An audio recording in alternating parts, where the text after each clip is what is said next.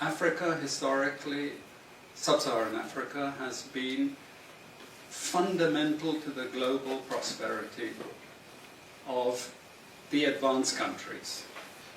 Okay? And Africa had a role to play. It has a role as a raw material producer. We will not allow sub-Saharan Africa to escape that. Okay, we do everything to keep sub-Saharan Africa where it is, also impoverished. It's absolutely vital for the prosperity of everyone else. So let's get clear about that. Hey, call me Louis. This is my sport. Louis Sport.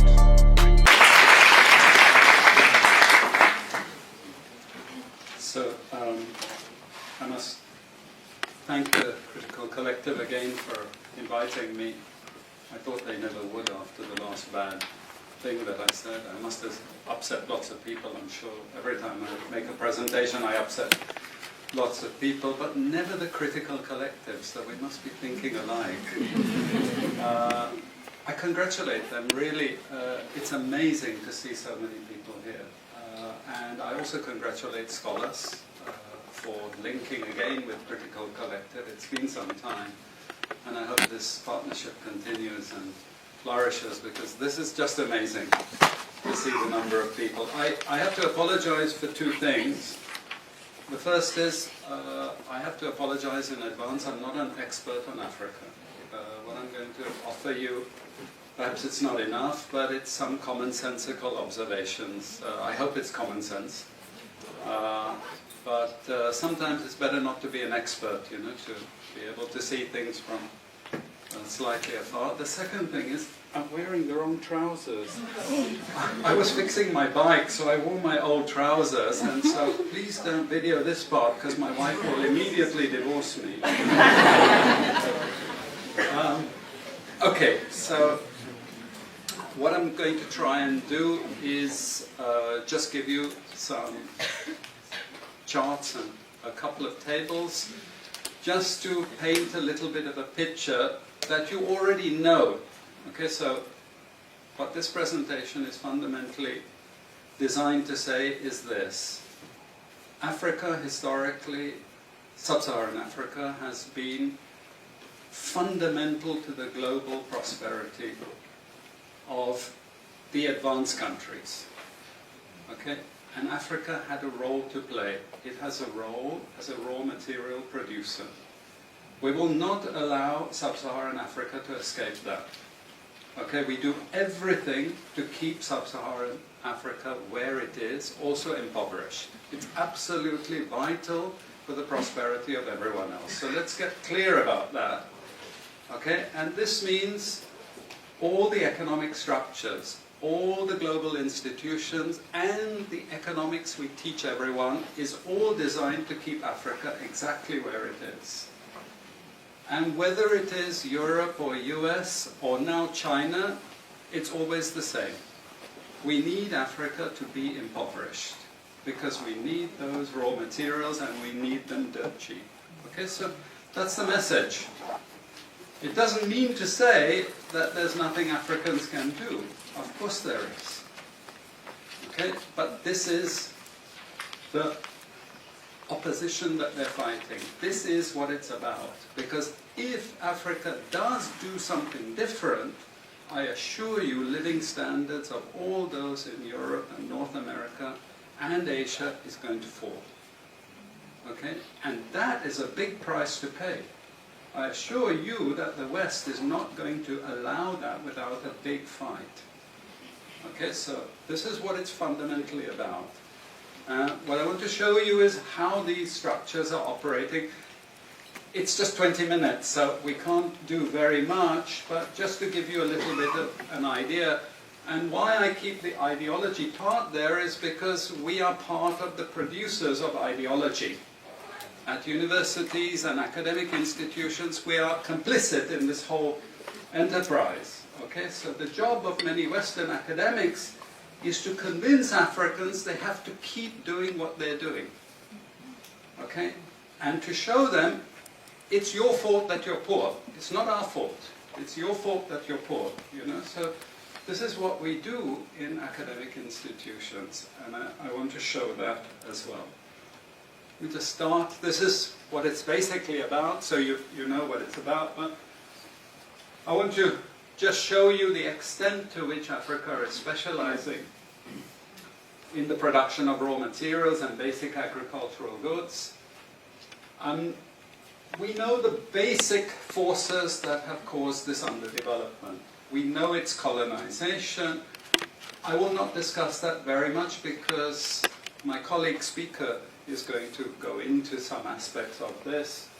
But I do want to discuss the global economic structures, the global financial institutions, and economic ideology, briefly, to give you a flavor of those.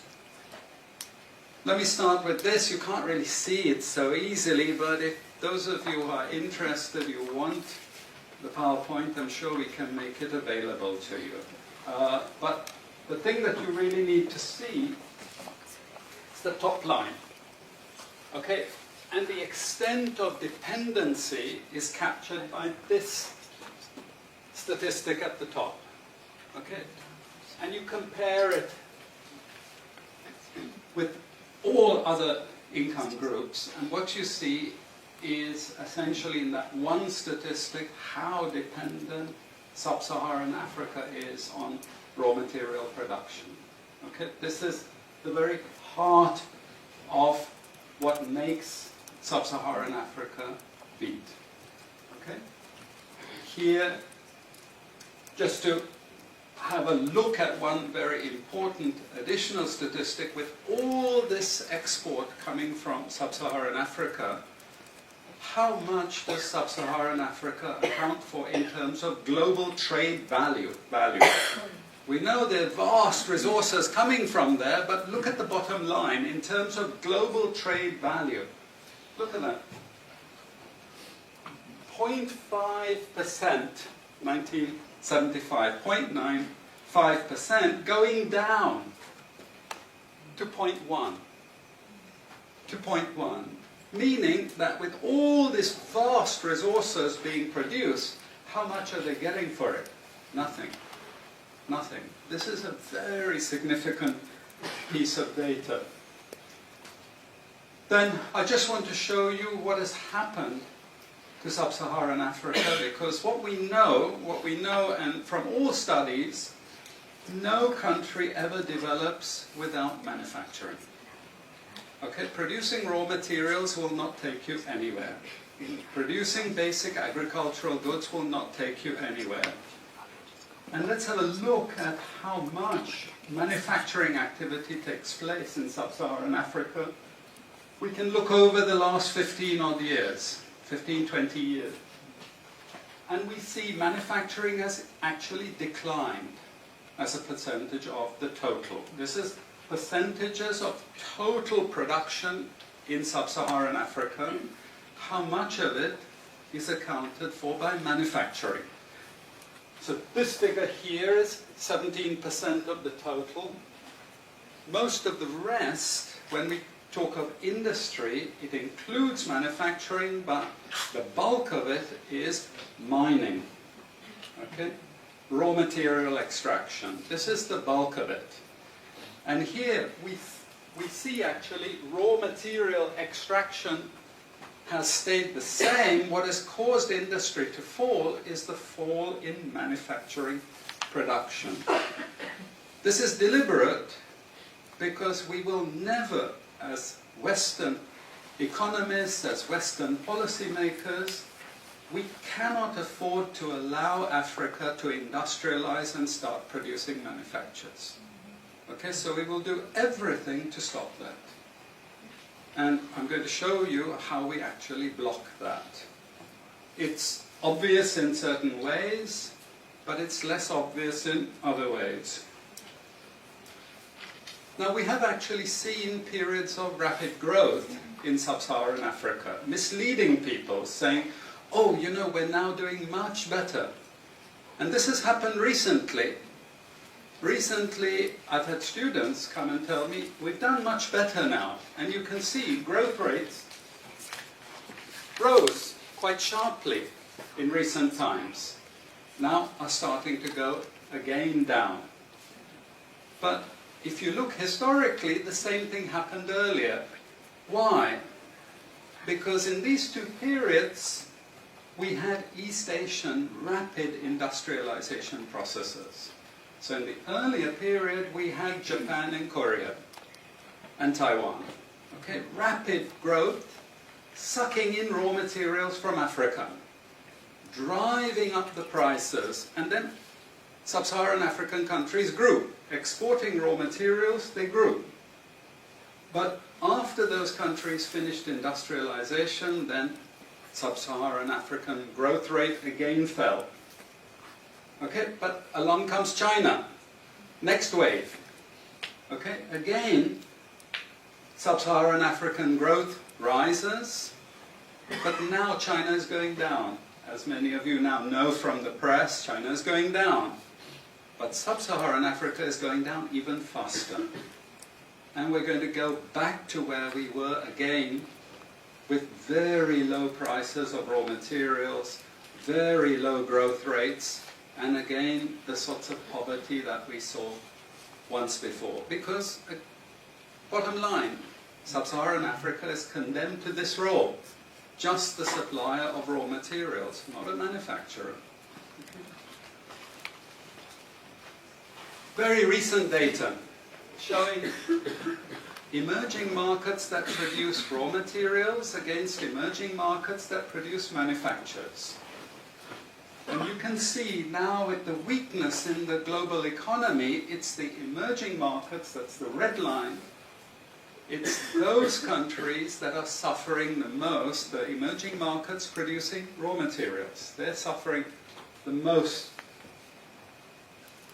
And here it translates into their currencies being butchered. Okay? The currencies are collapsing of these countries, and many of them are sub-Saharan African countries. Some of them are Latin American countries, okay, who also rode that same wave. They thought that raw material production was going to save them. But now they're facing terrible problems. And I'm sorry to say, it's just going to get worse in the next 2 years. It's not going to get any better. And this is what it does in terms of gross domestic product. It's the blue line you should look at. It's the blue line compared with the red line. And what we know is that blue line is really going to go down sharply in the next 2 years. Okay, so relative to the rest of the world, sub-Saharan Africa is going to suffer. Again, why? Because it's condemned to this raw material production. This is basically why. How is it condemned to that? Well, the first and most important is the economic structures. After colonization ended, we needed new structures to keep these countries where they were. Okay? And the first of those is aid. Okay? We give them aid. Aid for what? Actually, we give them aid to keep repressive regimes in power. That's all. Okay? We're not giving them aid for much more, except a little bit of infrastructure to make sure those raw materials get to the ports and are gotten out of the ground. But for the most part, we give repressive regimes money and power and guns to keep that system going. This is what it's fundamentally about. All the hypocrisy about transparency and democracy and bullshit like that, it's all bullshit. You know? And at least the Chinese don't enter into that bullshit. They say, we don't care about the whole political environment, we just give the money. Okay? And it's for raw material extraction, period. Okay? Number two, and this was a very important one, still is debt.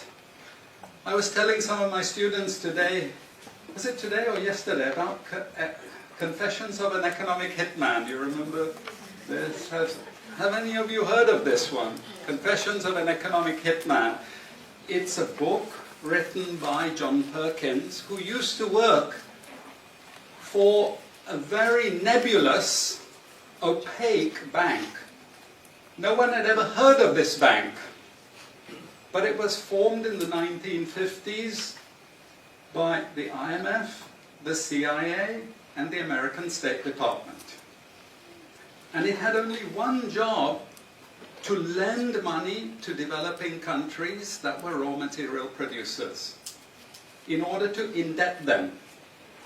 Once you are in my debt, I control you. Okay? And this bank had 4,000 employees. But no one ever heard of this bank, you see. But it would go to country after country offering loans. And if the president did not accept the loan, they were killed. And he gives two examples of presidents who were killed when they did not accept the loan. You see, the lending is also very important to trap the country. It's very important. It's part of that process. I teach in Suriname. And Suriname in recent times had a huge foreign exchange reserve. So big they didn't need to borrow money. And then one of my students who was very high up in government, he said, you know, the IMF is trying to convince us to borrow money from foreigners. Why? I thought, duh, you know, sorry about this, but, you know, this is the game. And in the end, Suriname did borrow this money because the IMF said, if foreigners lend to you, then everyone will think Suriname is such a strong economy that foreigners are interested in lending to you. You understand? Before Lula came to power, you know, the previous president in Brazil, Cardoso, his predecessor, took a gigantic international loan. No necessity for taking the loan. Why? Because once I catch you with the debt strings, I hold you forever. You are my prisoner. Okay, so debt has been this huge spider's web which has trapped sub-Saharan Africa and keeps them held there. Aid, debt. We have a third structure which is again not known by many people, but it's something that was put in place and continues to this very day, with no one discussing it. No one says anything about it. It is monopoly buying structures. This is for all raw materials and basic agricultural goods produced by developing countries. There are only 4 or 5 Western multinationals that buy all those goods. And they collude between them. So if you take any major product, these Western multinationals, they collude between them. Even if we go down to banana production, we had a PhD done here at the ISS, and the person showed that the 4 or 5 major multinationals, they collude, and in order to make sure their control is total, what they do is they force all the producers to produce the same uniform banana. You know, the crap you buy in the West and has no taste at all.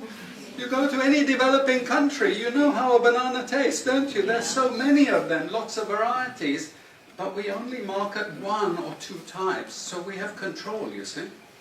If you don't produce at the price I want you to produce, I go to the next country. You see, we get control. So these buyers, they impose that control, and they keep pushing the prices down and down and down. Okay, this is the game. No one says anything about it. There are no commissions of inquiry to say, this is illegal, what you're doing. The WTO has nothing to say about this. But sorry to say, you know, if banana prices rose 10 times, especially for people like me who love bananas, okay, I protest. I like my living standards. Okay? It's the same with all the other raw materials, you see. We're all benefiting, we're complicit. We're actually complicit in this because we will protest and shout out if the situation ever changed.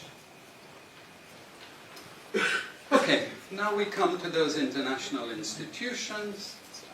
And I must tell you this, from the outset, don't think of them as wicked. IMF, World Bank, WTO. We always think evil creatures. Horrible. It's not.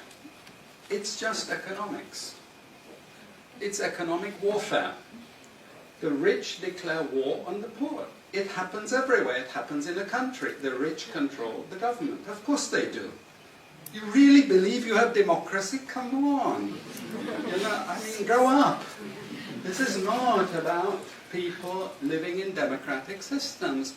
What we have is the rich control. The rich set up these institutions explicitly to control the poor countries. And they don't give them much room for maneuver. Which incidentally, when the IMF starts talking of poverty alleviation, you should also understand that there's another game there also starting to play, which I'm going to come back to later. But what do these institutions do? What does the IMF do? What is structural adjustment about? It's about making sure countries keep producing what we want them to produce. We make sure they have recurrent balance of payments problems. You notice these countries never get out of balance of payments problems. You notice that? Whereas countries that never took IMF support are always out of balance of payments problems. But the countries that are continuously getting advice and support by the IMF, they're always in balance of payments problems. Why? Because that's the way we keep our stranglehold on them. And that's what we have done. We have done, the IMF and the World Bank. And they've also done something very, very important. And that is they have destroyed the self-sufficiency of these countries. Colonization started it.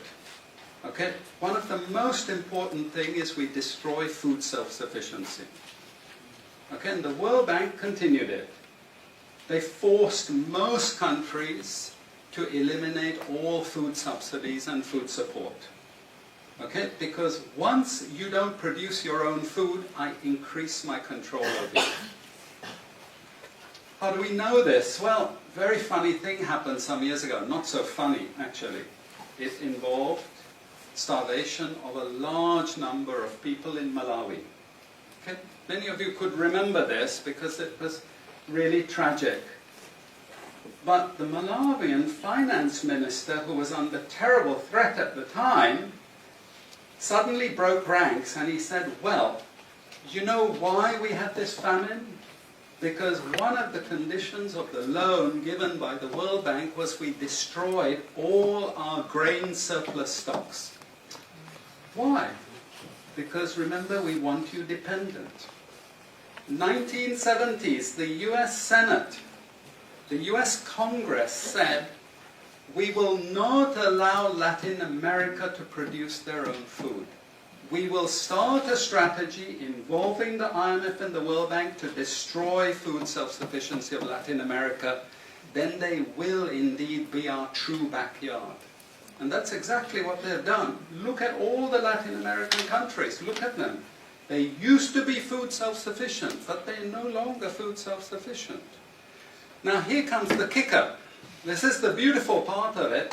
I congratulate them. You know I admire them because they do it so well. Okay? I know it sounds really perverse. But we have now in the WTO something called the Agreement on Agriculture. Okay? You know what that Agreement on Agriculture states? It says, if you don't have any subsidies, you're not allowed to put these subsidies on food. But if you have subsidies and income support for food production, you can keep them. Who has all the subsidies and income support? US, Europe. The largest budgets in the world for supporting their farmers are Europe and US. But the World Bank and IMF have destroyed all those subsidies. You see, all those subsidies have been destroyed. And now we're telling these countries, you don't have subsidies?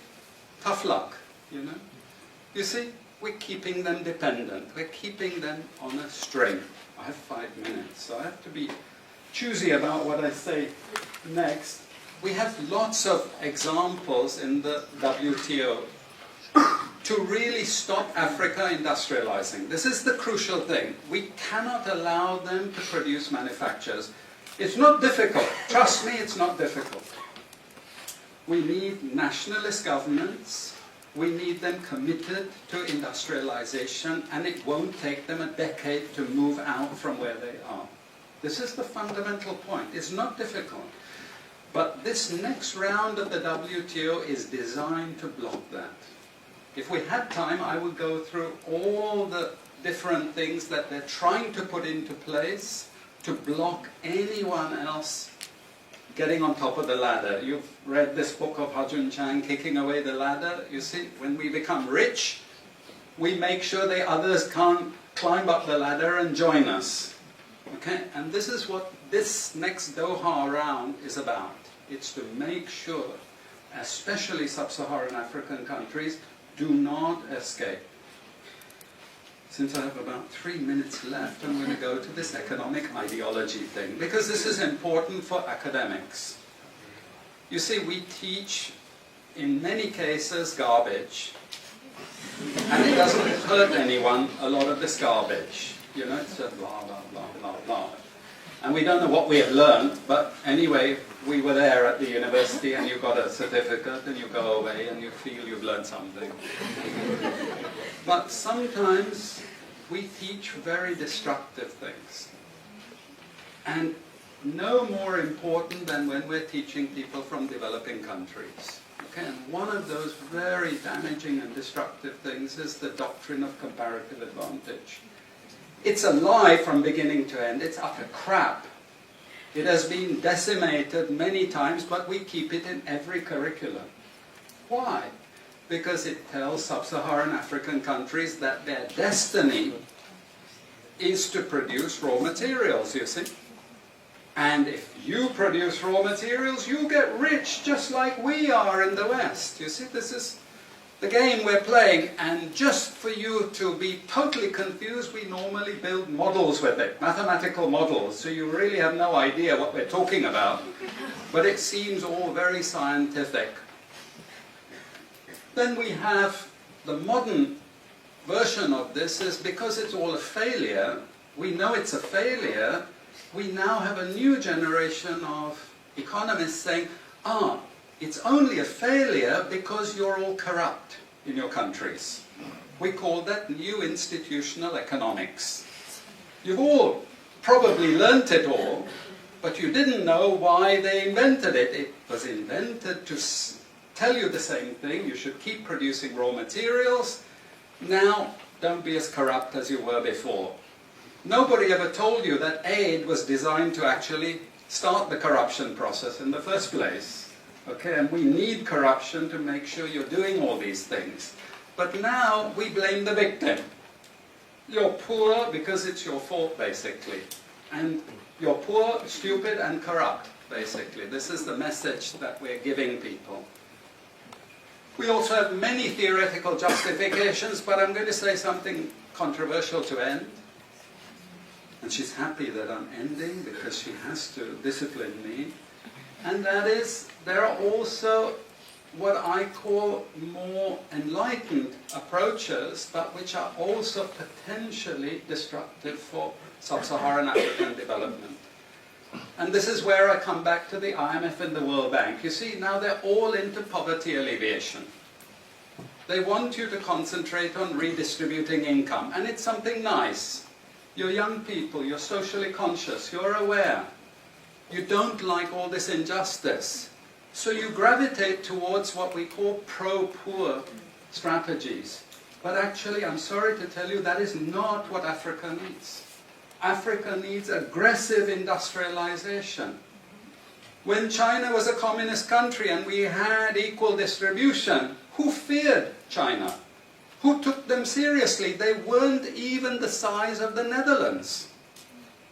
But today, I can't open an internet site, I can't open a magazine, I can't open a newspaper without China, China, China, China. And we know what has built China. It's not socialism or communism, it's capitalism, guys. It's manufacturing, it's production. This is what creates employment, this is what created jobs. I'm not pro-capitalist, but this is the reality, and unfortunately, we're now going to get caught with the good cop, bad cop. The good cop is now IMF saying, oh, you must concentrate on poverty reduction and income redistribution, as long as we can take you away from industrialization. This is the crucial thing, you know. I leave it at that. And I'm sorry I took so much.